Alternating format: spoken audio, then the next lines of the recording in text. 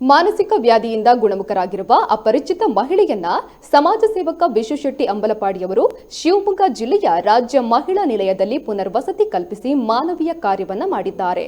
ಮಾನಸಿಕ ವ್ಯಾಧಿಗೆ ತುತ್ತಾಗಿ ನಾಗರಿಕ ಸಮಾಜದಲ್ಲಿ ಅನಾಗರಿಕ ಬದುಕು ಸಾಗಿಸುತ್ತಿದ್ದ ಅಪರಿಚಿತ ಮಹಿಳೆಯನ್ನ ಶೆಟ್ಟಿ ಅಂಬಲಪಾಡಿಯವರು ಕಳೆದ ಡಿಸೆಂಬರ್ 27ರಂದು ಕಾಪು ರಾಷ್ಟ್ರೀಯ ಹೆದ್ದಾರಿಯಲ್ಲಿ ಪೊಲೀಸರ ಸಹಕಾರದಿಂದ ರಕ್ಷಿಸಿದ್ರು.